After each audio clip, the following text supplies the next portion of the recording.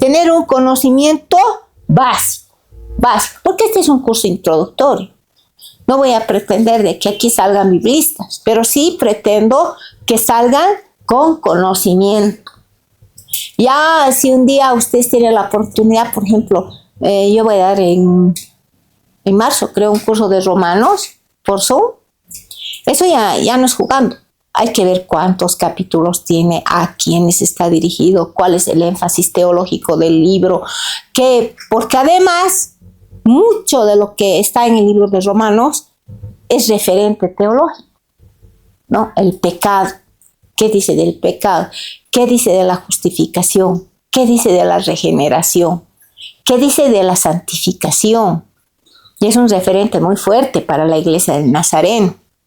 Entonces, estudiar Romanos y Gálatas, que son los teológicos de San Pablo, es ya entrar en aguas profundas. Pero ahora estamos en un curso muy simple, como es este, en el que yo quiero que ustedes recuerden esto, anótense. Ya cuando terminemos, vamos a hacer un recuento integral de esto y vamos a ver cómo enseñamos también, ¿no? Me imagino que ustedes tal vez pueden reproducir esto en sus comunidades, en su iglesia, y eso es bueno, porque van a ser portavoces míos. Y mientras más la gente sepa, saben, cuando yo era muy joven era pastora de la iglesia central en San Pedro. Y me dice la hermana portera, me dice, hermana, te están buscando un señor. Yo bajo y eran testigos de Jehová, atrevidos para venir, ¿no? Atrevidos. Y me dicen, a ver, pastora, queremos... Y yo estaba así. A ver, pastora, y me quita mi Biblia, le voy a enseñar. A mí no me enseña usted, yo le puedo enseñar. Porque hay el concepto de que los evangélicos somos tan vagos que lo que menos que hacemos es leer la Biblia. Y ahí sí que me la juego por el Lutero que dice sola escritura. Oh, ustedes saben que tiene sus 5 preceptos: la sola fide, la sola gracia, solo Deo, solo Cristo y sola escritura. Y ahí, ¿qué hago yo con un montón de ignorantes? Nada. Lo que yo quiero es quebrar esa ignorancia, propiciando el conocimiento de esto que es sagrado. Oye, he visto un documental, yo vivo estudiando el tema del Antiguo Testamento ahora, yo no era especializada en el tema, últimamente me estoy especializando, que los judíos no tienen Biblias, ¿no ves? Sino que llevan el rollo, y sacan el rollo como un bebé, hasta lo llevan y lo extienden para que el sacerdote lea. ¿Saben? Ese rollo está hecho en cuero y es escrito a mano. Dice que el escribano tarda 1 año en escribir. Y además, imagínense qué complicado, cada que aparece el nombre de Dios, tiene que orar. Hashem, y dice no sé qué cosa, no su oración. ¿Saben cuánto cuesta un rollo? $65,000. Y las comunidades hacen todo el esfuerzo por tener su rollo. ¿Qué pasa cuando un rollo se deteriora? Digamos, han encontrado un rollo ya roto. No dicen, como nosotros, me compro otro. Lo entierran en un ceremonial como si fuera a enterrar un muerto. Llorando así. Llorando con lágrimas, porque dicen, aquí está el nombre sagrado de nuestro Señor, y lo entierran. Lo mismo con las oraciones que hay en el muro de los lamentos, ellos no las botan, no las queman, agarran y las entierran, porque temen que ahí esté el nombre del Señor, y eso no se quema. No se quema. Además, los judíos no se creman por razones obvias, ¿no? Entonces, ahí queda a nosotros, para hacer este cierre, el compromiso. A ver, ahí dice Jorge, Emilio, Baldina, Jaime, Wendy Guadalupe, Carla, Grisel, Israel. ¿No te han dado? ¿Qué michas? ¿Cómo te llamas? ¿Cómo te llamas? Ricardo, Yerko, Marco, María Esther. Ahí queda el compromiso. Su nombre está escrito en el libro de la vida. Así que yo Argentina. El día que ustedes lleguen a la presencia del Señor, darán cuentas, porque están recibiendo algo muy importante. ¿Y se acuerdan de la parábola de los talentos? Que a uno le dio 10, que a otro le dio 5, que a otro le dio 1, y el de 10 ganó 10, y el de 5 ganó 5, y el de 1, ay no, yo tenía miedo, Señor. Lo he amarrado en un pañuelo y lo he enterrado. Por ahí vienes y me reclamas, ¿yo qué hago? Espero que ustedes no sean los que entierren sus conocimientos en un pañuelo. Ya tienen que lanzarse, diría así, dar fruto a buen término. Por ejemplo, siempre en las iglesias buscan maestros de escuela dominical. Y ese rato, ¿no ve? Shakira, sorda, muda, todos. Sí, ciega, sorda, muda, todos son. Sí, yo lo veo en mi propia iglesia. Siempre quieren que nosotros seamos los mejores y yo me he opuesto. Porque ya es tiempo de que otros ya tomen la posta. Y ustedes están para eso. Ya tienen que empezar, mis hijitos, maestros de niños. Yo he empezado como maestra de niños. Maestros de niños, que no es fácil, no es fácil. A un adulto lo tienes ahí sentadito, bien caché. A un niño no, se sube al chongo si es posible, ¿no? Niños, adolescentes, ofrézcase. Va a aprender. Los únicos que no tienen derecho a decir matando se aprende son los médicos. Bueno, podemos, ¿ya? ¿Perfecto? Preguntas, comentarios para hacer un cierre de esta parte. ¿Algún comentario, alguna pregunta, algo que quede en el tintero que podamos aclarar esta noche?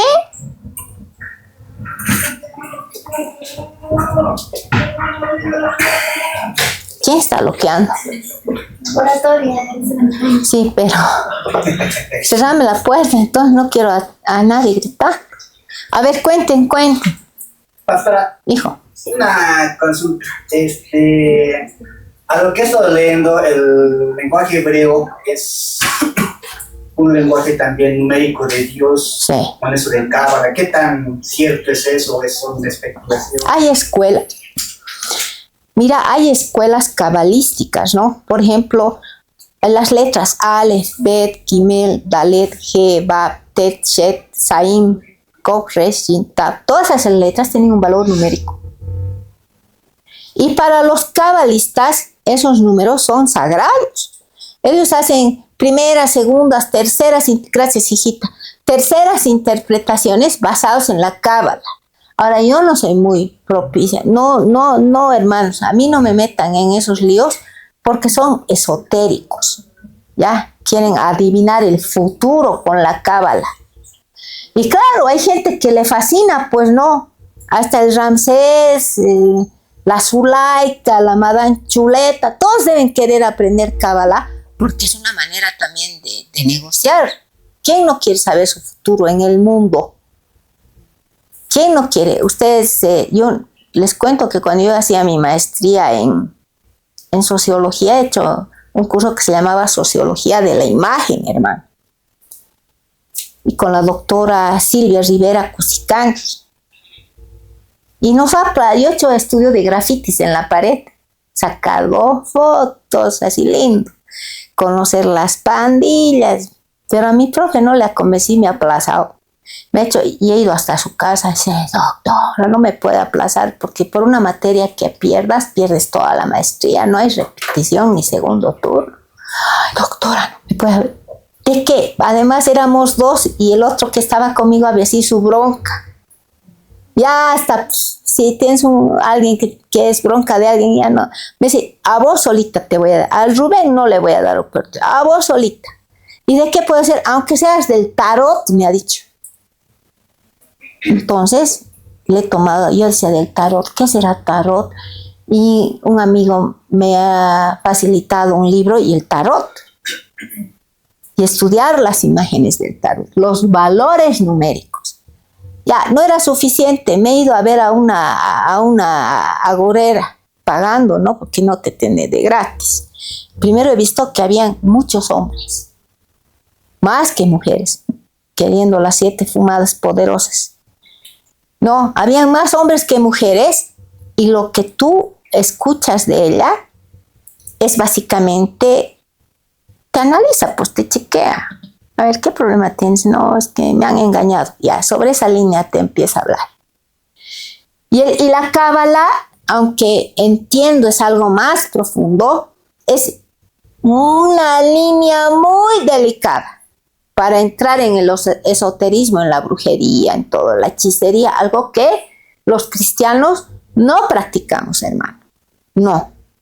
Entonces, sí es cierto. No, a nosotros cuando aprendemos hebreo, nos dicen también que tienen valores numéricos, inclusive tienen valores pictográficos.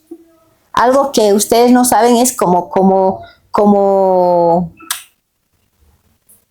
¿qué es el idioma de los egipcios? Los jeroglíficos, ¿ya? Y, por ejemplo, el alef es un buey.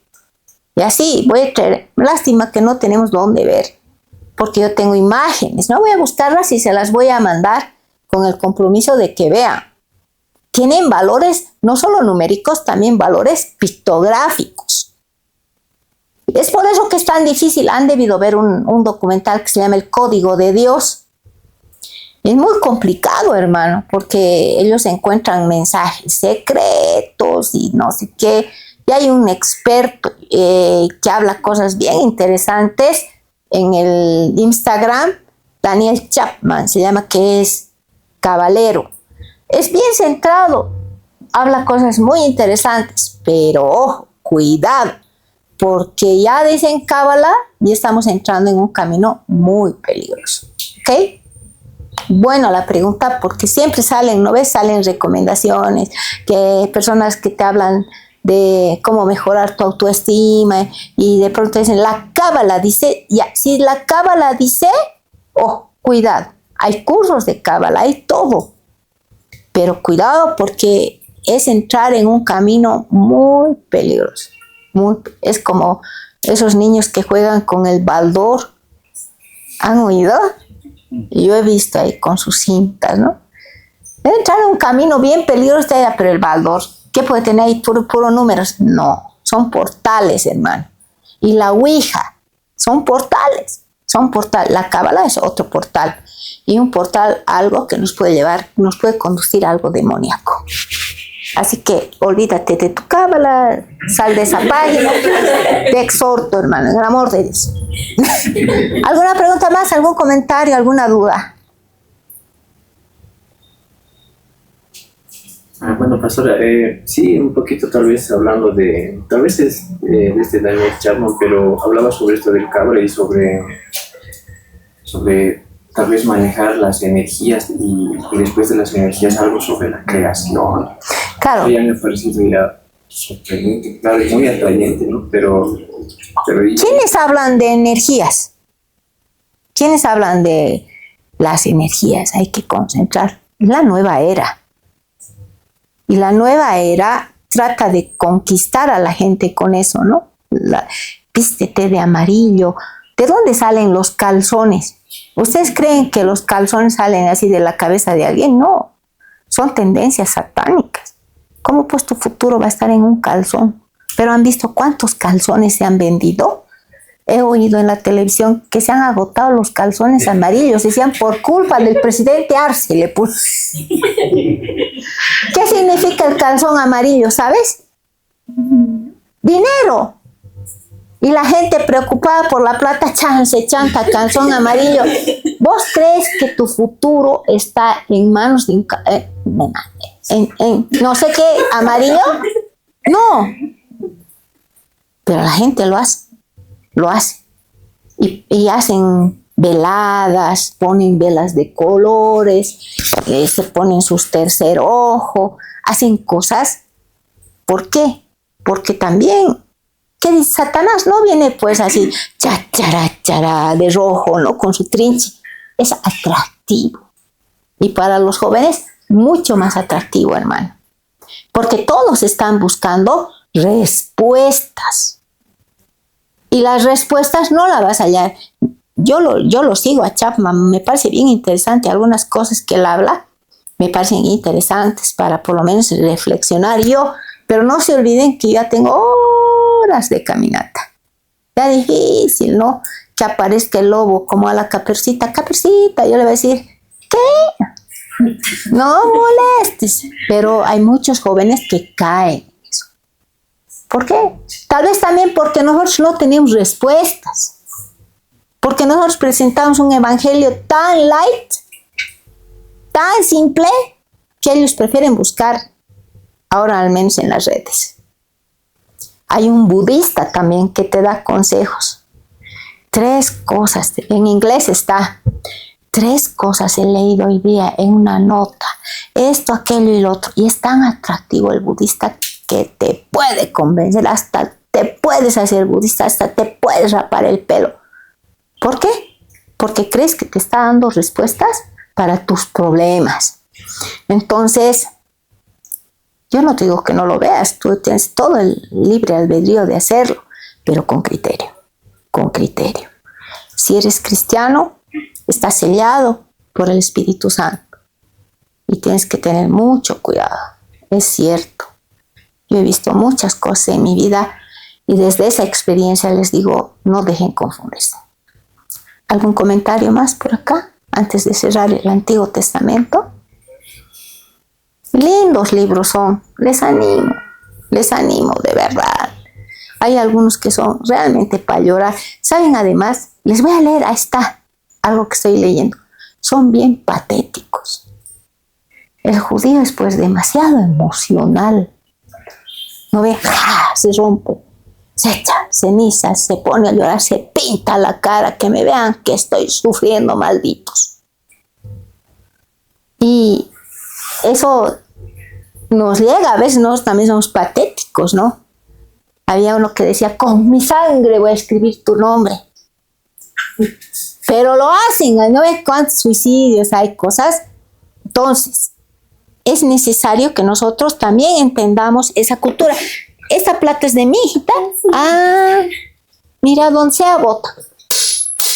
Puta, mira, para mí. Estaba leyendo el libro de sabiduría y quiero leerles para que vean ustedes cómo son, y tal vez es bien duro lo que dicen, pero es bien interesante y ustedes van a ver por qué siempre dice, alguna gente dice, parece que hubieran 2 dioses, el del Antiguo y el del Nuevo Testamento. Han debido oír, ¿no? Porque el Antiguo Testamento nos muestra guerreros, pero también tiene que ver mucho con la cultura. Ellos están pasando por un momento trágico y con moderadas excepciones, hasta los salmos dicen, ¿no? ¿Por qué no le destrozas, Señor, los dientes? Quiero verlo arrastrándose a mi enemigo. Amén. Y así, ¿no? Pues si predico de eso, amén. Palabra de Dios, ya alabamos, Señor, van a estar. Claro, pero con contadas excepciones, porque hay salmos muy hermosos, por ejemplo, el Señor es mi pastor, nada me faltará, etcétera, etcétera. Hay algunos que son sumamente fuertes. Y ese pasa con el libro de sabiduría. Vean ustedes qué dice. Voy a leerles ya. Sabiduría, capítulo 3.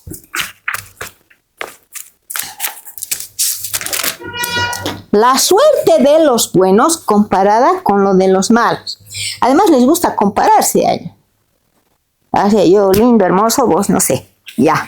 Las almas de los buenos están en las manos de Dios, y el tormento no las alcanzará. Los insensatos creen que los buenos están muertos, consideran su muerte como desgracia y como calamidad al haberse alejado de nosotros, pero los buenos están en paz, aunque los ojos de los hombres parecían castigados. Abrigaban la esperanza de no tener que morir. Después de sufrir pequeños castigos, recibirán grandes beneficios, porque Dios los puso a prueba y los halló dignos de él. Los probó como al oro en el crisol y los aceptó como un sacrificio ofrecido en el altar.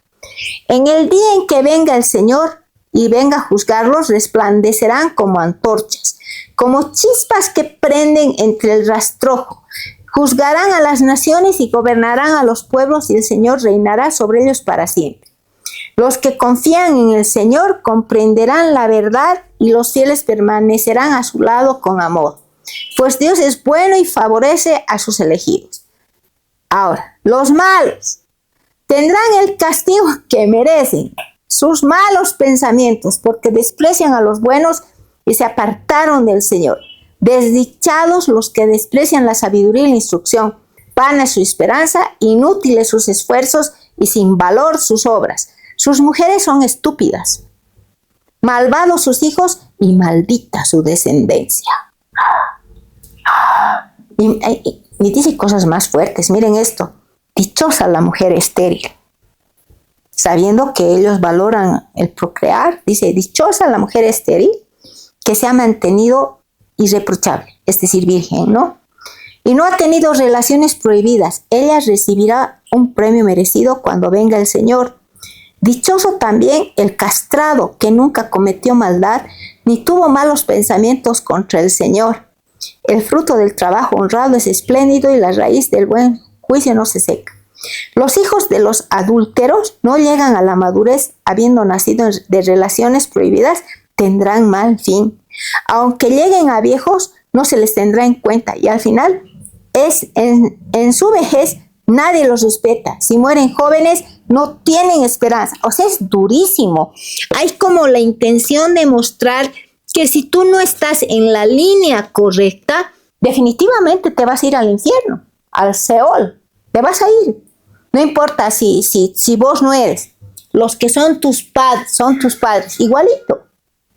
Cosa que no va. Y eso es lo hermoso del Nuevo Testamento. Porque dice, de tal manera amó Dios al mundo.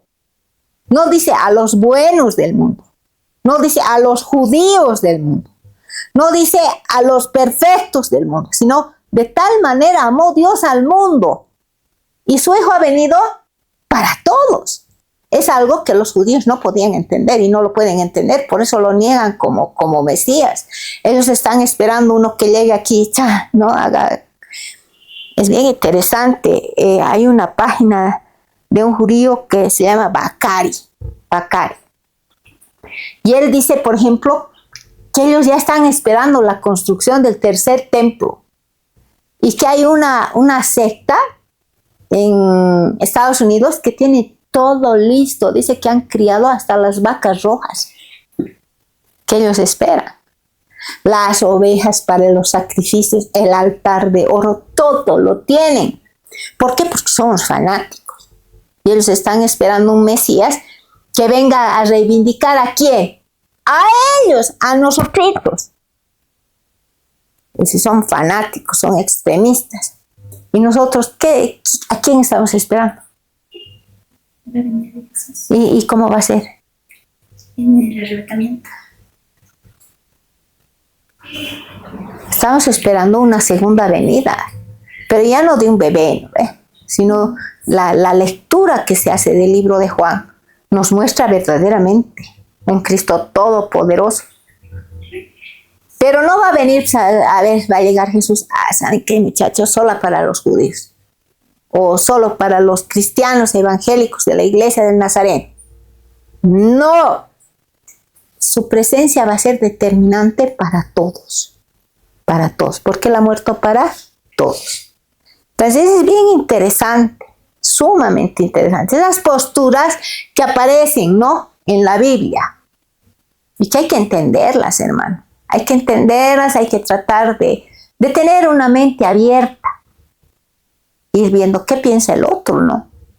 Cuando, una vez más, algo que le encanta a la Shirley, bueno, algo que le encanta a la Wendy. Voy a hacer el cuadrado. ¿Qué es esto? No sabes, te has aplazado. Este es el mundo del texto. Otra vez. Esto algún día les voy a enseñar con calmita. El mundo del autor. El mundo de las creencias. Y el mundo del nuevo lector. Porque mi mundo es diferente a estos mundos. ¿Lo ves? O sea, yo para llegar a entender el texto en mi mundo, tengo que entender estos otros mundos. ¿Qué quiere decir el texto? ¿Qué quiere decir? Y ahí es donde hay muchos conflictos porque hay gente que le hace decir a la Biblia lo que la Biblia nunca ha querido decir. Y les recomiendo, siempre les he recomendado, creo que nadie me ha hecho caso, ver esa película 12 años de esclavo. ¿Alguien ha visto esa película? Ha ganado 7 Óscares, 12 años de esclavo. Donde un afrodescendiente que era libre es secuestrado por unos tipos y vendido como esclavo. Y 12 años está de esclavo. Pues ¿saben qué es lo más impresionante? Impresionante. Eso es en el sur de Estados Unidos y es de la vida real.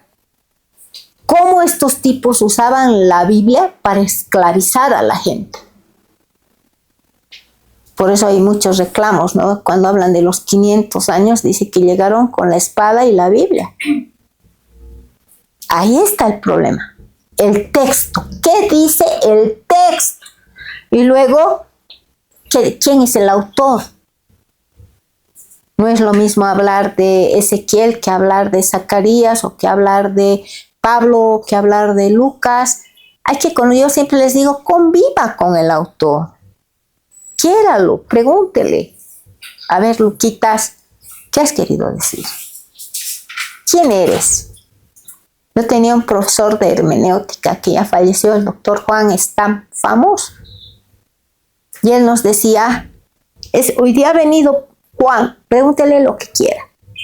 Y nosotros le preguntábamos al Juan de la silla y el Juan Stam nos contestaba, conocía bastante, él ha escrito libros sobre Apocalipsis. Y ahí nosotros tenemos que conocerlo, al autor Mateo, Marcos, Lucas, Juan, todos esos, y del Antiguo Testamento, ¿no? O sea, compenetrarnos con Judith, por ejemplo.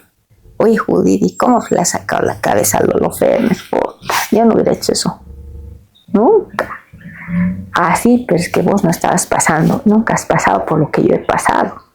A ti no te han violado, ni a tus hijos tampoco. Mira. Te van acorralando, ¿no? Hasta que puedes entender. Y luego, ¿cuáles son las creencias? Ahí sí que en el Antiguo Testamento tenemos que perforar las creencias. ¿Por qué hacen eso, no? ¿Por qué Jonás, emplumado de la vida, dice, no, señor, a mí no me vengas a decir que tengo que ir a Nínive. Yo a Nínive no voy a ir. Y dice, primero muerto, y no voy. Y decide escapar y despierta en la panza de una ballena. 3 días, dice, ¿no? Y lo escupe ¿en dónde? En Nínive. Así. Qué bacana, ahora que predica es porquerías. ¿Quiere Jonás que esa gente se salve? No, él quiere que se mueran. Y por siempre el año pasado, que leíamos el libro de Jonás, veíamos que su mensaje es bien austero. Que Nínive va a haber juicio y van a morir. Listo, fin del mensaje. 6 palabras tiene su mensaje para que lo busquen. Y contrariamente a sus deseos, todo se convierte. O sea, hay que conocer cuáles serán las creencias. ¿Cómo pues, mi Dios, ese que yo conozco, ese Hashem, el Eterno, cómo pues ese Dios va a querer que sus enemigos se salven? Es una de las primeras muestras de que Dios quiere salvar a los que no son de su pueblo. Y él no entiende eso. ¿Cómo? Desde mi creencia, no, pues, no, estos incircuncisos, no. Pero termina aceptando lo que Dios le dice a pesar de las creencias que él había cultivado. Al final se queja, ¿no? De la plantita, se queja, se lamenta. Es un libro bien interesante. Y así hay otros libros también, ¿no? Que te van a mostrar las creencias. Hay que perforar las creencias de los judíos. ¿Por qué piensan eso? ¿Por qué están haciendo eso? Y empezar a buscar en la literatura, en el internet, algunas de esas, por ejemplo, en el libro de Ruth, cuando la llevan a Ruth para desposarse, para que lo conquiste finalmente a Boaz. ¿Qué hace Boaz? No le dice, mi amor, este es tu anillo, como ahora hacen, ¿no? Sino que se saca el zapato y le tira. A ver, a mí que me tire un zapato. Claro, porque es mi mundo, en mi mundo no se tira el zapato. Pero en el mundo de ellos, la ley del levirato decía que ya después de que esa muchacha no tenía con quién casarse, porque tenía que haberse casado con uno de esa línea, este era su primo lejano, y no era ni su primo porque ella no era de esa corriente, la que era de la corriente era la suegra. Y la costumbre era sacarse el zapato y decirle, como diciéndole, aquí está tu anillo de matrimonio, mi amor, Dios. ¿No ve? Es que hay que entender la tradición hebrea. No, hasta ahora de hoy se mantienen muchas de esas costumbres. Que, por ejemplo, el hecho de pisar el vaso o la olla cuando se casan, para nosotros, ¿qué es romper algo? No, cuando se te rompe un espejo, un vidrio, ¿qué dicen? Mala suerte. Y ellos agarran, rompen. Porque ellos dicen así, conforme esos pedazos va a ser tu dicha. Por eso el novio se esfuerza y con toda su fuerza rompe. ¿No? Entonces, contrariamente, para nosotros romper es mala suerte, para ellos es la dicha. Entonces ahí tenemos que aprender las creencias. Y luego, recién nos asomamos a nuestro propio mundo. ¿Qué me quiere decir a mí una historia como la de Jonás? ¿Qué me quiere decir? A mí, mujer, hombre, joven o señorita, en mi mundo del 2025. ¿Qué me quiere decir? ¿Qué me quiere enseñar? ¿Qué puedo aprender yo de un loquillo como Ezequiel que está mirando ovnis en el cielo? ¿Qué me puede enseñar? ¿O qué me dice María? ¿Qué me dice la vida de María? O sea, ¿qué me dice? No. Y ahí tú te tienes que enfrentar con esa verdad y sacar tus propias conclusiones, ¿no? Ahí sí que es bien importante. Cuando yo hablo de la hermenéutica bíblica, creo que muchos se han acostumbrado a mirar por los ojos de otros. Entonces corren a los libros, ¿no? A los libros que generalmente han sido escritos por autores gringos. Ellos tienen otro mundo, hijos. Tienen otro mundo, otra realidad.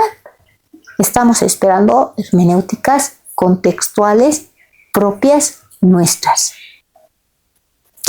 Si ustedes ven 12 años de esclavo, van a ver cómo ellos hacen una interpretación acorde a sus intereses. Y van a escuchar también lo que cantan los negros cuando están en los algodonales.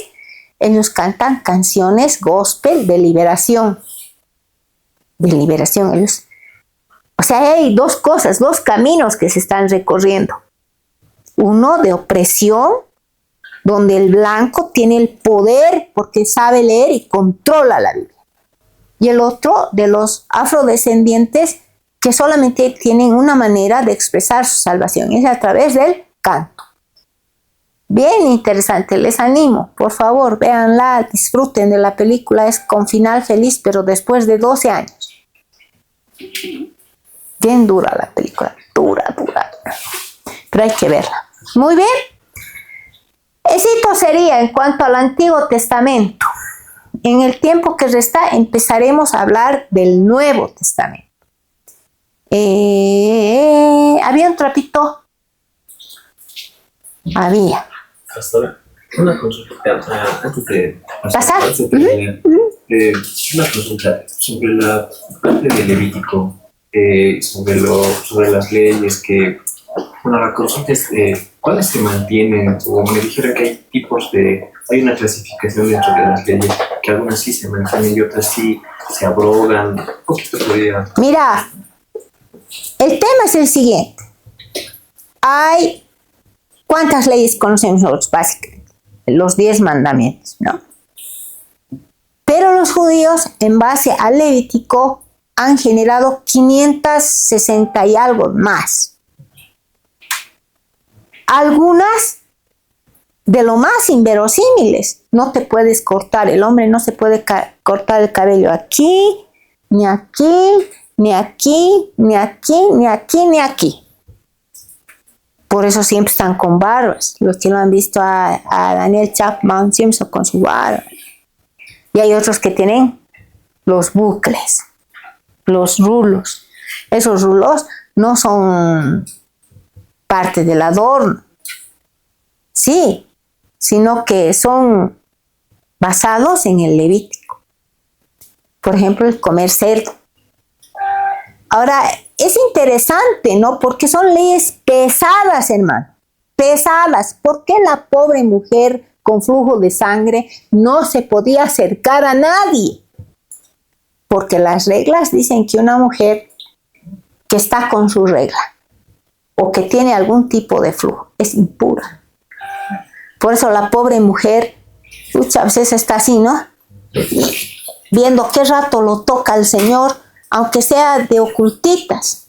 Eso quiere, no quiere ella ser vista, no quiere no quiere. Lo que ella quiere es pasar, porque las leyes dicen eso. Ahora hay otras leyes que realmente van con la ética y la moral, ¿no? Por ejemplo, dice, nadie se va a echar, nadie va a tener relaciones sexuales, así claro, con su madre o con su hermana, porque eso es incestuoso y eso queda, ¿no? Entonces, cuando nosotros leemos Levítico, tenemos que tener un discernimiento especial. Por ejemplo, Pedro. No, pues le dicen que vaya a la casa de Cornelio y él dice, yo no voy a ir a comer cochinadas. No, hombre, no voy. Y él, luego Dios le muestra un lienzo, ¿no? Con todos los animales. Y le dice, no llames impuro a lo que yo he creado. Entonces, nosotros tenemos dos lecturas. Tenemos que ver siempre el Nuevo Testamento porque no somos pues antiguo testamentarios, ¿no? Nos interesa lo que es el Nuevo Testamento, pero también tenemos que ver el Antiguo Testamento en la medida que tiene leyes legítimas. Por ejemplo, condena el homosexualismo. A ver, hoy día que hay tanto debate, dice que he visto ahí que una pareja estaba haciendo juicio por discriminación porque no se lo quería casar en una iglesia evangélica. ¿Qué haríamos nosotros? O sea, no podemos evitar, yo no puedo evitar que vengan unos homosexuales o lesbianas a la iglesia porque la iglesia es para la gente enferma, no para la gente sana. Y Jesús ha venido precisamente para salvar lo que se había perdido. Y si vienen con esa actitud, nosotros no tenemos por qué privarnos. La iglesia está abierta. Pero si vienen y me dicen, pastora, ¿sabe qué? Estamos pensando casarnos, ¿nos puede casar? ¿Qué le voy a decir?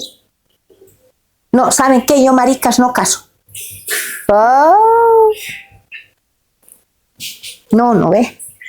Uno tendrá que actuar conforme al contexto bíblico, con el contexto moral, con el contexto del amor, y decirles simplemente, hermanos, disculpen, pero aquí no casamos parejas del mismo sexo porque estamos siendo coherentes con lo que dice nuestra Biblia. Si hay otra iglesia que los quiere casar, no hay problema, pero en la iglesia del Nazareno no se puede. ¿Me entiendes? Entonces hay muchas leyes, hay como 563 y ya les digo, es que es fatal. Eso sí que es vivir en una condena, y aunque Jesús dijo que no vino a abrogar ninguna ley, hay cosas que son pues inverosímiles. Por ejemplo, eso de besar la mesusa, la representación de los rollos en la puerta de la casa. Entran, salen, y de pronto todos con COVID. Claro. O el lavarse con la taza de una oreja, con dos orejas, ¿no? O sea, el tema de la pureza. ¿Hasta dónde nos llega? Los leprosos eran 100% impuros. Los poseídos, Dios me aguante. Las mujeres enfermas. Se acabó el mundo. ¿Y Jesús qué hace? ¿A quiénes sana? ¿Con quiénes está? ¿Dónde pasa la mayor parte de su tiempo? ¿Con los sacerdotes? ¿Con los poderosos? ¿Con los limpios? No, él hace, se dice, una opción preferencial por los pobres, por esa gente que sufre, los leprosos, ¿no? La lepra. Tengo un trabajito que hice que se llama Las palabras médicas en el libro de San Lucas, donde habla de los leprosos, ¿no? La lepra, una enfermedad en esa época lapidaria. Yo no sé si alguna vez ustedes han visto un leproso. Aquí en el norte paseño hay la leishmaniasis, que es se dice también lepra blanca, que los deja sin nariz, básicamente. Los daña, se come la piel. Y eso que ahora hay antibióticos poderosos para tratar. Pero en esa época ser leproso, ¿no ve? Entonces ahí hay cosas que tenemos que ver. Lo que hace Jesús, la coherencia en los actos de Jesús y lo que también hacen los judíos, el tema del buen samaritano. Ya les he dicho, el sacerdote y el levita no es que se acercan porque son malos, dicen, no, que se muera, que nos importa, sino porque están cumpliendo las leyes. Y ahí está el tema. Jesús critica ese legalismo. Advertencia. Usted no puede ser legalista si es cristiano. No les digo con eso que sean súper archipermisivos y que aquí hagan lo que les dé la gana, no. Lo que sí les estoy diciendo, que Dios perdona al pecador. Lo que no perdona es el pecado. ¿Ok? Entonces, hay que ver con calma, hay que analizar con calma, tratando de ser coherentes con nuestro tiempo, tratando de asimilar con calma todo lo que nos enseña la Biblia. ¿Algún comentario más? Dígalo ahora o calle para siempre. Como en las bodas, ¿no? Bueno, pasamos al Nuevo Testamento. El Nuevo Testamento también se trabaja por bloques, ¿ya? Hemos dicho que el Antiguo Testamento tiene 4 bloques, más o menos el Nuevo Testamento tiene igual, pero con algunas excepciones. Por ejemplo, el primer bloque son los evangelios. Los evangelios, ¿ya? Aquí hay una intersección que se llama Hechos de los Apóstoles. Se dice a los Hechos de los Apóstoles el puente. El puente. Es una especie de puente. ¿Por qué? Porque nos ayuda a pasar de los evangelios al resto de la literatura nuevo testamentaria.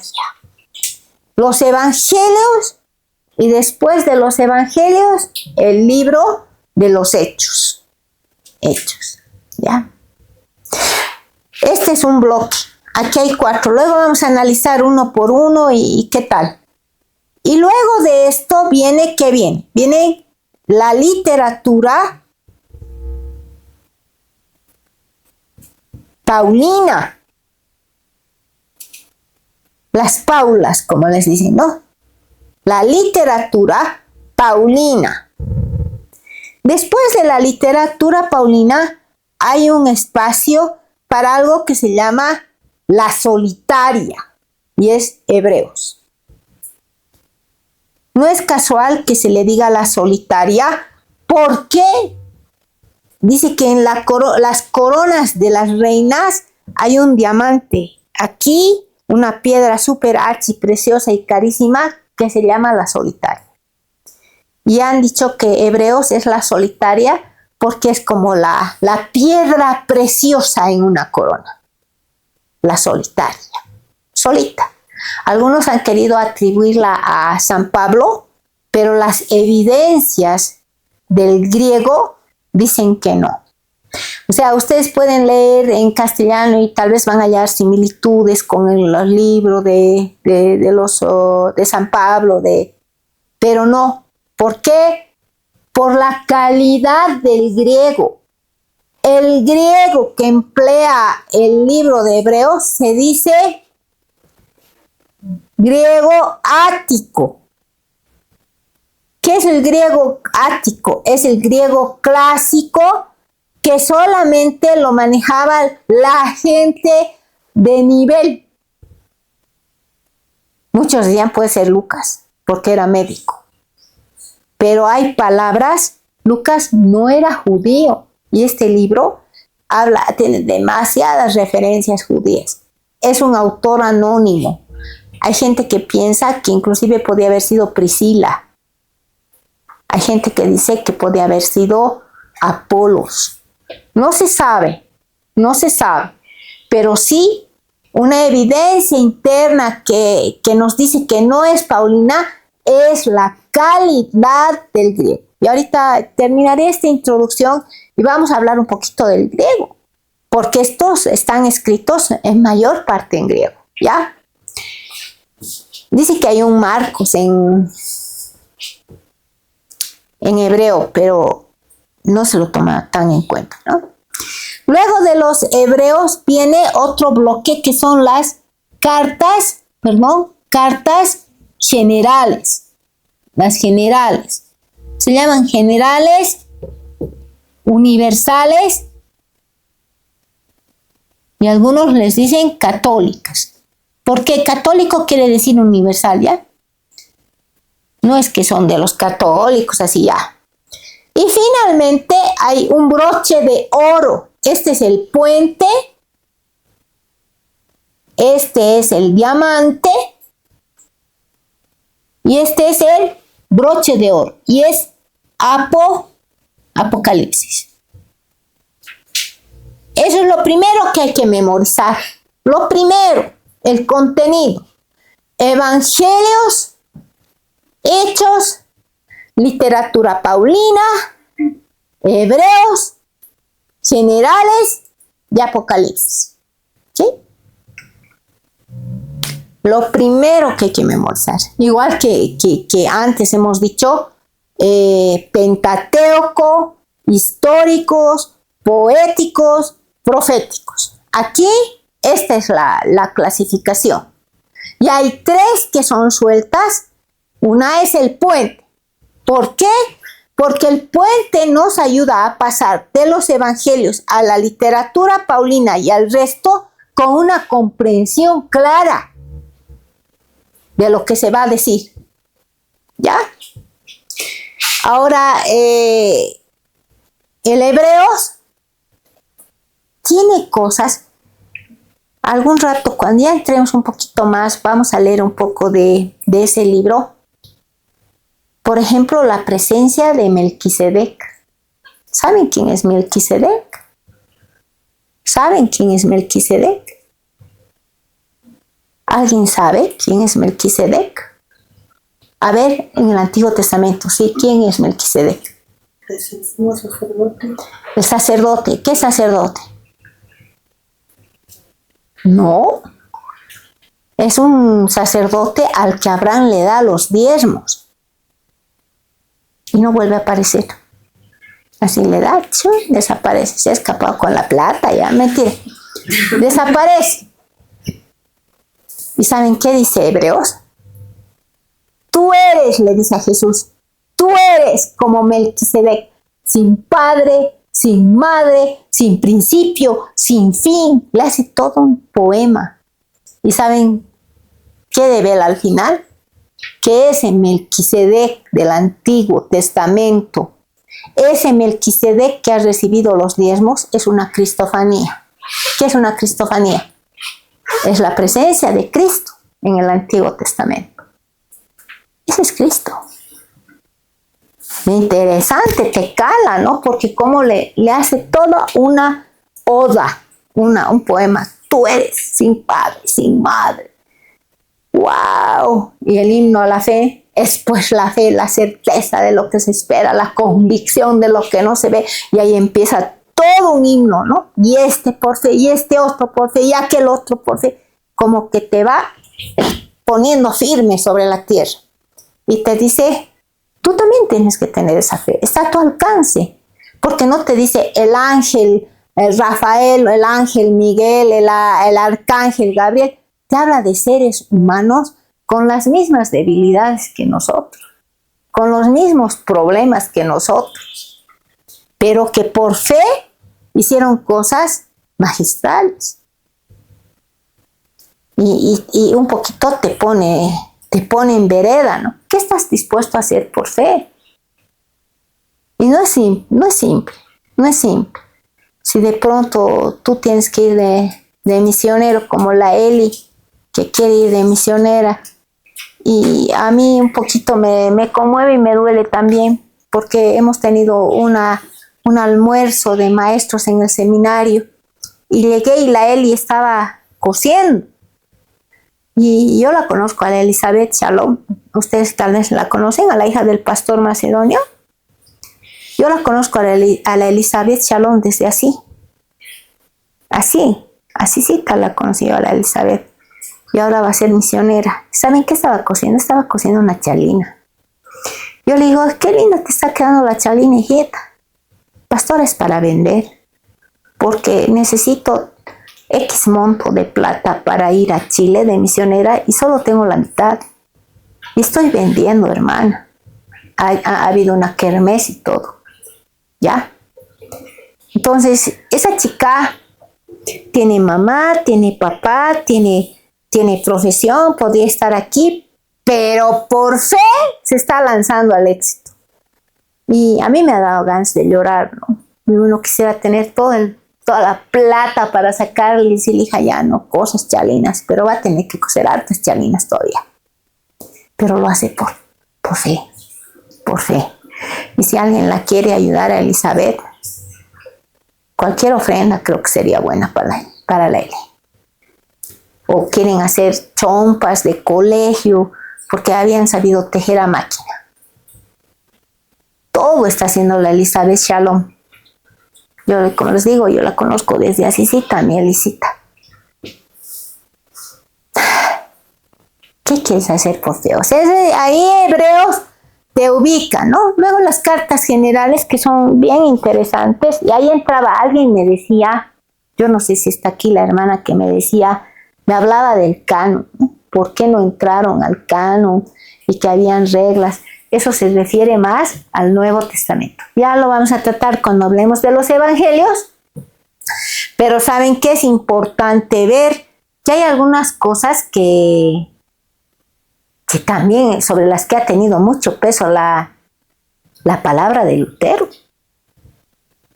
Eso de que las deuterocanónicas no entren tiene que ver mucho con la posición de Lutero en la sola escritura. Y le falló una cosa. Él quería sacar el libro de Santiago del canon. Quería hacer fuerza para sacarlo, porque le caía mal el Santiago.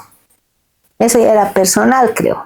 En serio, es como alguien, como dicen los chicos, mi bronca, ¿no? Y quieren pegarle, quieren hacer bullying. Quiere sacar a Santiago y ya vamos a ver en su momento por qué la rabia con Santiago. Y vamos a notar, vamos a comprender que está mal fundado. ¿Por qué? Porque él no ha hecho un estudio a claridad del mundo del autor. Y lo acusa, dice, este quiere justificación por obras, quiere. Y no ve que él estaba contra eso. La justificación es solo por fe. La sola fide, ¿no ve? Y quiere obras, sáquenlo de la Biblia, es pura paja, así dice. Quémenlo. Se ha rayado. Porque en realidad no ha podido comprender a cabalidad el mundo del autor. ¿Qué está diciendo el autor? ¿Por qué está diciendo eso? ¿Qué tiene que ver? Tal vez hay algo en ese momento, ¿no? sea, nosotros tenemos que entender bien lo que están diciendo para poder emitir un juicio de valor. Y ahí está no solamente Santiago, está primera, segunda Pedro, primera y segunda Pedro, primera, segunda y tercera Juan y Judas. Es muy interesante. Y termina con el Apocalipsis. Siempre les digo esto a la gente, les cuento una experiencia muy linda que he tenido. Les comento que cuando estábamos en pandemia, aquí su pastor Juanjo me dice: pastor, ayúdeme, ¿qué voy a hacer? ¿Qué es que lo otro? Los hermanos sufren y hemos decidido hacer cursos por Zoom. O sea, sí, enseñar la Biblia por Zoom, perdón. Mis ojos están muy secos. ¿Ya? Entonces, hemos decidido enseñar por Zoom y enseñábamos de todo, ya antiguo, nuevo. Y un día la fanaticada ha pedido Apocalipsis. Apocalipsis. Todo el mundo estaba apocalíptico.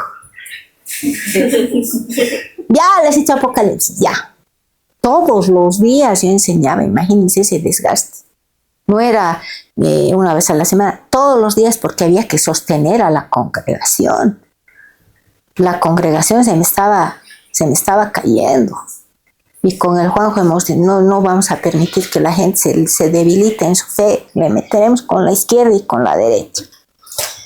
Bueno, la cosa es de que me llama un hermano muy querido, muy querido. Lo has debido conocer al Papa Felipe.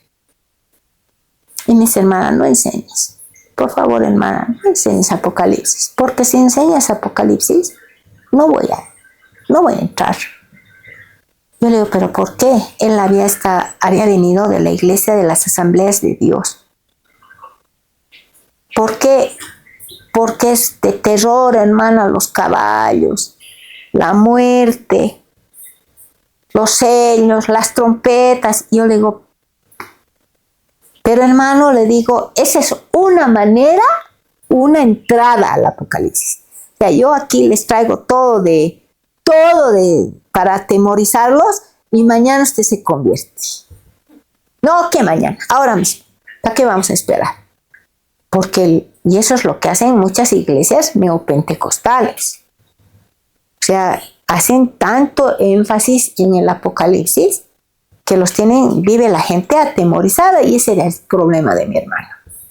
Yo le he dicho: mira, entra nomás, hermano Felipe, unas 2 veces. Si a la tercera no te gusta, te sales. Ya, pastora, con tu permiso, con mi permiso. Yo he hecho un ingreso al Apocalipsis por una vertiente muy hermosa, que es un libro de esperanza. Y ojo, ahí algún rato cuando nos toque vamos a ver algunas cositas. Voy a traer mi otra Biblia, donde hay canciones tan hermosas, elevadas al Señor. Grandes y maravillosas son tus obras, Señor Dios Todopoderoso. Justos y verdaderos son tus caminos, Rey de los santos.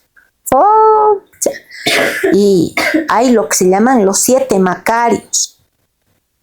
¿Qué son los 7 macarios? Las 7 bienaventuranzas. Y la promesa más grande: enjugaré toda lágrima. Oh, chata, la gente terminaba llorando porque yo he decidido ingresar por otra vertiente. Nada de caballos, balanzas, muerte. No era oportuno, hermanos. No era oportuno. ¿Cómo a la gente que está sufriendo la vas a atemorizar más? El caballo de la muerte, hermanos, ese es el que está saliendo, el amarillo, como el Stronger. Ese está saliendo, ese siempre, tigre. O vamos a pasar hambre. Ahorita, ¿han visto qué dice el Apocalipsis? No toques ni el vino ni el aceite. Y justo han tocado el aceite. O sea, yo puedo predicar lindo del Apocalipsis y hacerles temblar. Pero no era esa la intención. Acuérdense, había un pueblo sufriendo. había un hermano que no quería oír del Apocalipsis. Yo he tomado otra corriente. La corriente esperanzadora en cielo nuevo, tierra nueva. Donde ya no vamos a llorar, enjugaré toda lágrima. Bueno, pasa, y un día me llama. Me dice, pastora, gracias, ya no tengo miedo. Ya no tengo miedo. Y me dice, estoy con COVID. Pucha, ese rato era como si me hubieran pateado las piernas, ¿no? ¿Cómo? Sí, pastora, estoy con COVID. Hemos caminado, yo todo un domingo, les prometo, he buscado oxígeno, no hallábamos. Al final han conseguido el distrito, creo, el botellón. El hermano ha muerto, pero me queda en mi alma que yo le dije cielo nuevo y tierra nueva. Y que le hice confiar en el Señor, no temer. Así que, hermanos, no le tengan miedo al Apocalipsis, ¿ya? No le tengan miedo. Yo les voy a mostrar, me he tomado la molestia de leer y marcar con una estrella todas las cosas hermosas que tiene. Y son más las cosas hermosas que las atemorizadoras. Porque no se olviden que también hay una corriente, hay varias formas, varias líneas interpretativas, la pretérita, la futurista, hay varias formas de interpretar el Apocalipsis. Pero ¿saben qué es lo lindo?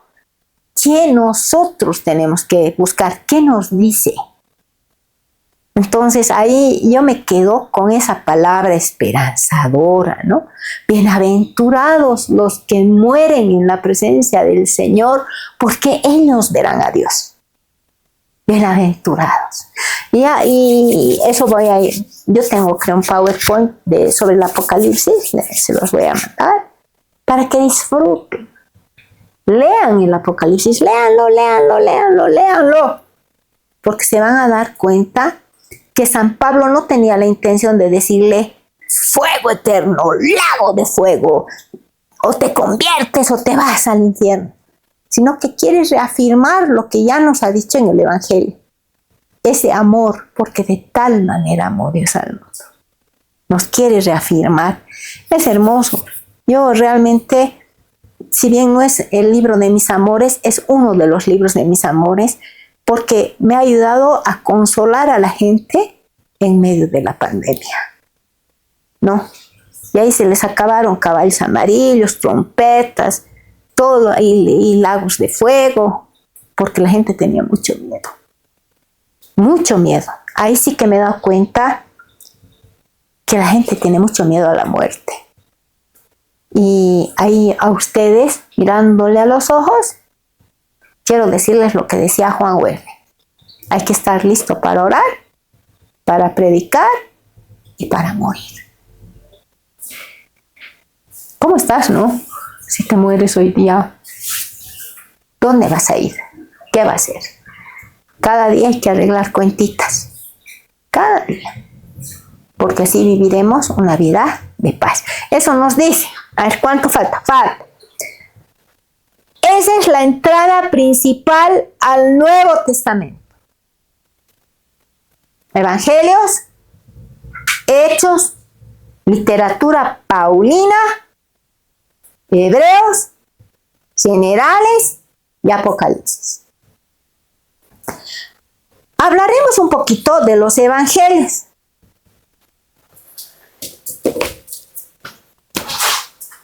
Primero que nada, para hablar de los evangelios, hablaremos del griego. Están escritas en griego, pero no es un griego uniforme. Había diferentes clases de griego. Había el griego ático, había el griego koiné. Se me ha ido. Hay dos más. Pero básicamente estos dos son los que están involucrados en el Nuevo Testamento. ¿Ya? Ya me voy a acordar. Ahora, ¿por qué es importante ver esto? Porque este griego koiné va a estar presente y es el griego chapucero, ese que está mezclado, ¿no es?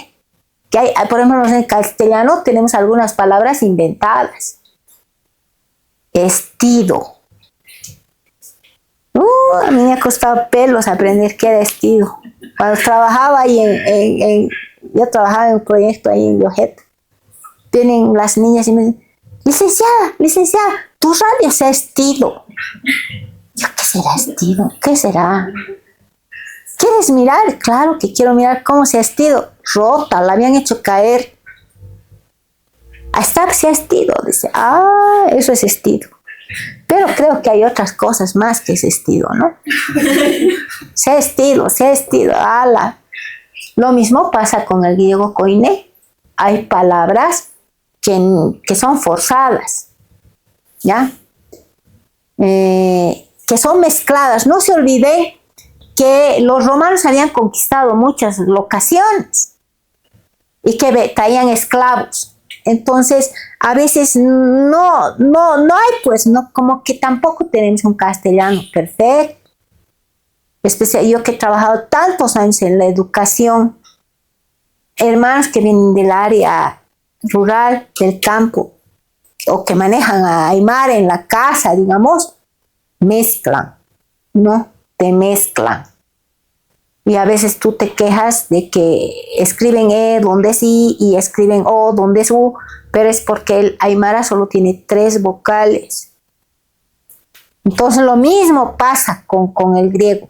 Hay, por ejemplo, el griego que va a emplear Pedro es distinto al que va a emplear Pablo y mucho más distinto del que va a emplear Lucas.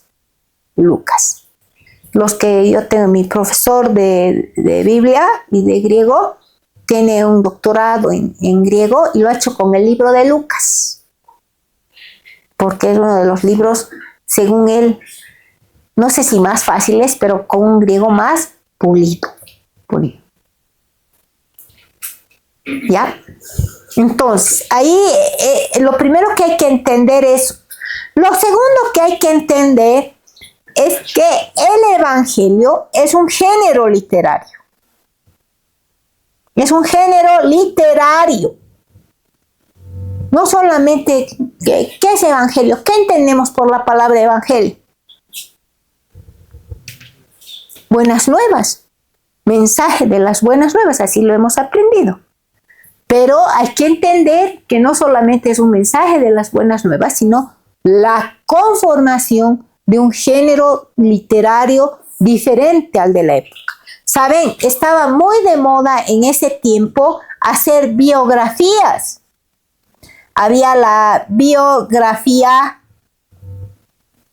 de Platón, ¿no es? De los grandes filósofos del tiempo, de Platón, de Sócrates, y eran convencionales, lo que nosotros conocemos, ¿no? Nació, creció, murió, tuvo su familia, eran los fulanos, los perenganos, ¿no es? Pero el Nuevo Testamento incorpora a ese estilo algo que es novedoso. En el género literario incorpora lo que se llama el presente histórico.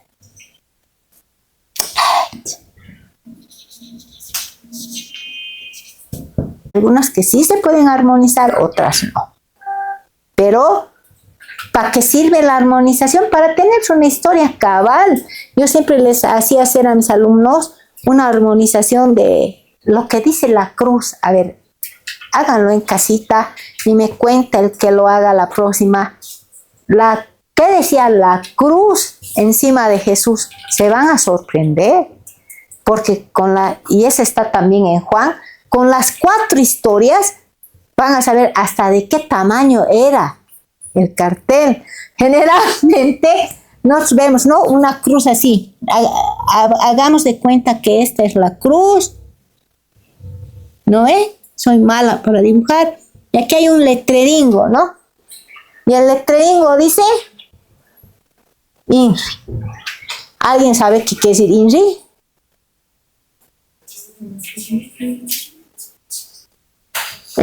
Ni siquiera está en lo que tenía que estar, está en latín.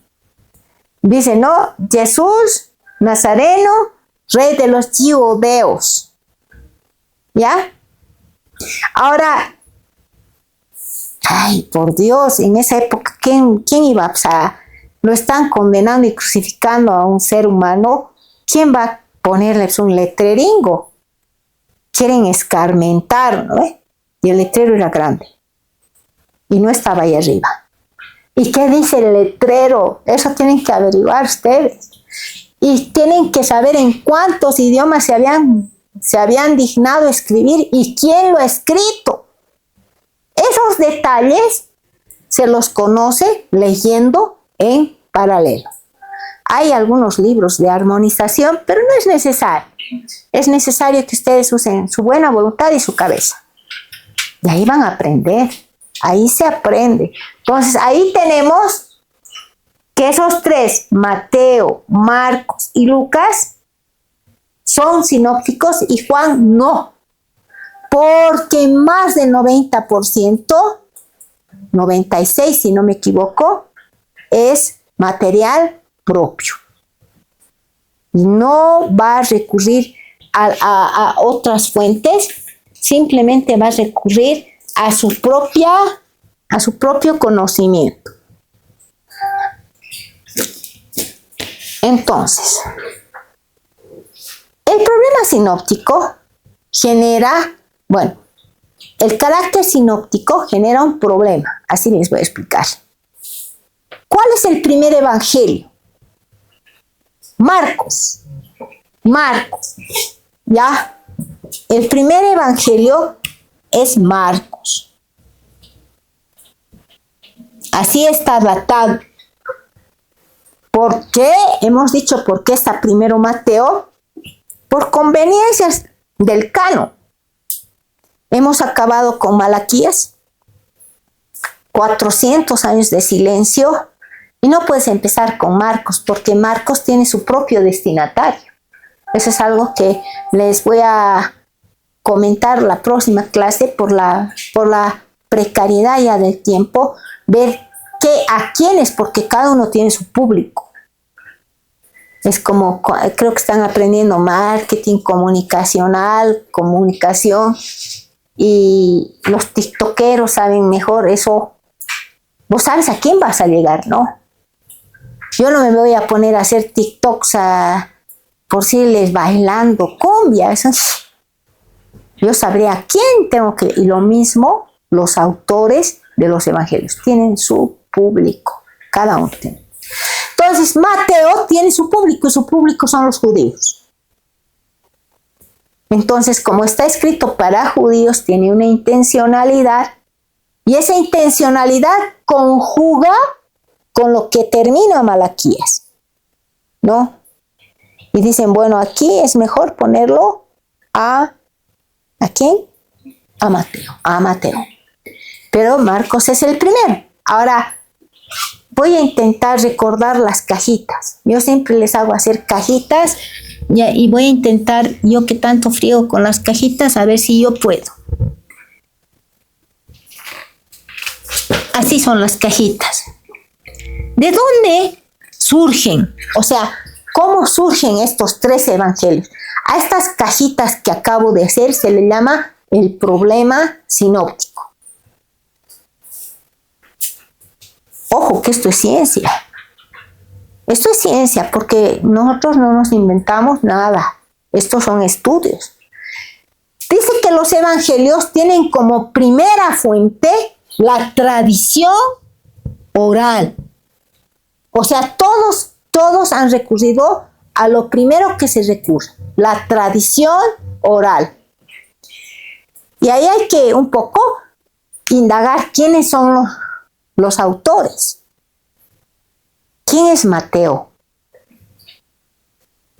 ¿Quién es Mateo? Uno de los discípulos de Jesús que era... Es el cobrador de impuestos. Así es conocido, ¿no? Es un judío que es del grupo de Jesús y que es un cobrador de impuestos. ¿Ya? ¿Quién es Marcos? ¿Quién es Marcos? Ahí tenemos que pararnos. Marcos, Juan Marcos, el sobrino de Bernabé, al que lo ha botado Pablo del viaje, ¿se acuerdan? Ese Marcos. ¿Y cómo pues el Marcos se ha atrevido a escribir un evangelio? ¿Acaso él era, qué cosa pues? Además, cuando lo han crucificado a Jesús, le hicieron un mozalbete. ¿Qué es pues? Las evidencias dicen que ha sido escribano de Pedro. ¿Se acuerdan que al final de sus días le pide que lo acompañe? Y que en verdad el Evangelio de Marcos fácilmente se podría llamar el Evangelio de Pedro. Pero él ha sido el amanuense y queda como Evangelio según San Marcos. ¿Y Lucas? ¿Quién es Lucas? Eso es más complicado. ¿Quién es Lucas? ¿Lo conoces a Lucas? ¿Conoces a Lucas? En la Biblia, sí, pero no. ¿Tienes hijitos? Tu primer hijo se va a llamar Lucas entonces. Tiene que ser, porque así lo vas a recordar siempre. Lucas es el médico. Aparece en el libro de Colosenses como el médico amado. Y era un amigo muy íntimo de Pablo, demasiado íntimo. ¿Conoció a Jesús? Él era griego. Entonces, ¿cómo aparece escribiendo un evangelio? Es que él es investigador. Y su evangelio es bien sistemático, así con investigación. ¿Quién es el autor de Hechos?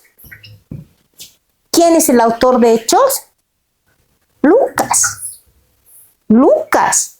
Y por eso se dice que querían que sea un evangelio en 2 tomos. Pero al final dijeron no, porque Hechos habla de otra cosa. Y el énfasis de los evangelios es la vida de Jesús. ¿Ya? Entonces, ahí tenemos una presencia. Mateo, judío, apóstol, este joven judío, pero no era apóstol, y este es un griego investigador. ¿Y cómo han recopilado su información? El primer detalle es la tradición oral. Llega un punto en que dicen, che, mira, ya nos vamos a morir, viejo. Y Jesús no ha vuelto todavía. Porque si hablamos de contenido bíblico, el primer libro del que se tiene historia es Primera Tesalonicenses. Y primera Tesalonicenses nos habla de se dice parusía cercana. ¿Y qué es la parusía cercana? Que Jesús ya va a venir. No va a pasar de esa generación, Jesús va a venir. Y así vivían ellos. Pero luego aparece Segunda Tesalonicenses y habla de una parusía lejana. Va a venir, pero no se sabe cuándo. Entonces ellos, basados en eso de la parusía, deciden escribir para las generaciones futuras. Y ahí tienen, cada uno tiene su público, ¿no? Mateo para los judíos, Marcos para los romanos, Lucas para los gentiles y Juan para nosotros. Por eso es que cuando evangelizamos, nosotros enseñamos a leer San Juan. Porque ese es para nosotritos, las generaciones más allá. Entonces, ¿cómo ha empezado esto? Ya, el primero que ha recibido de la tradición oral, estos también han recibido, es Marcos. Marcos, aquí está Mateo en esta cajita, aquí está Lucas. Entonces Marcos ha dado su material a Mateo, ¿ya? Marcos también le ha dado su material a Lucas. Mateo ha compartido material con Lucas, ya que hay una cosa que se llama la fuente Q. ¿Qué es la fuente Q? La fuente Q es un material que se delibera mucho y que piensan que es un material que proviene desde los esenios. ¿Ya? Se dice, ¿no ve? Que Jesús ha estado perdido desde los 12 años y que no se sabe dónde estaba. Muchos dicen que probablemente estaba con los esenios. Ahora, este FQ viene del alemán. Fuente QL, la fuente QL, ¿no? Entonces, dice que esta fuente Q ha ido específicamente a Lucas y a Marcos. A Mateo. De ahí es de que se enriquece el conocimiento. Ahí está. ¿Saben por qué les explico el problema sinóptico? Porque es necesario saber de dónde vienen las escrituras. ¿Cómo han surgido? Primera cajita, la tradición oral. Marcos recoge todo de la tradición oral y comparte con Mateo y con Lucas. Y aparece una fuente Q también, ¿no? Y en esa fuente Q, de esa fuente Q, reciben Mateo y Lucas. ¿Comentarios? ¿Comentarios? ¿Preguntas? Porque ahí lo vamos a parar. Y vamos a continuar hablando un poco de lo que son los evangelios el próximo miércoles, porque ya no va a ser viernes. Y ustedes traigan las preguntas, a ver, por ahí también las respuestas, porque hay gente que es muy, muy indagadora y puede haber algunas otras cosas que se me pueden escapar. ¿Qué les parece? ¿Qué te parece? ¿Nuevo? Nuevo, ¿no ve? Pero así es, o sea, a veces nosotros creemos que la Biblia ha bajado con hilos del cielo. No, hay toda una producción literaria de fondo. Hay el trabajo de hombres consagrados al Señor que han logrado plasmar estas enseñanzas. ¿No ve? Nosotros creemos en una interpretación bíblica dinámica, inspiración dinámica. No pensamos en una mecánica. No es que ha venido aquí el Espíritu Santo y sabes que ahora vamos a continuar con el tercer capítulo de San Marcos. Ya te voy a dictar. Y vino el Señor, coma. Y no. Si no fue el Espíritu Santo el que iluminó a las personas y ellos escribieron eso inspirados por ese Espíritu. Por eso es que hay diferentes estilos. Ustedes pueden comparar el estilo literario de Pablo, muy diferente al estilo de Lucas, por ejemplo. Muy diferente. Ahí tenemos que tener ese conocimiento. Ahí está, ese es el problema sinóptico, lo comparto con ustedes y no sé si hay algún comentario final, si no acabamos. ¿Todo bien? ¿Todo bien? Revisen, marquen, para eso está el índice de su Biblia. Sinópticos, no sinóptico, evangelios, puente, literatura paulina. La literatura paulina son 13 libros. Eso también les voy a enseñar. Bueno, a este paso vamos a acabar en junio. Porque es que es largo, pero solamente, y eso que solamente estoy dando, como hacen los chefs, degustación. Porque entrar en aguas profundas es otra cosa. Marquen, estudien. Eso es bien importante. Muy bien, hermanos. ¿Quieres pasar? ¿Por qué no oras para finalizar? Mientras yo ordeno. ¿Dónde está mi agüita? ¿No sabes?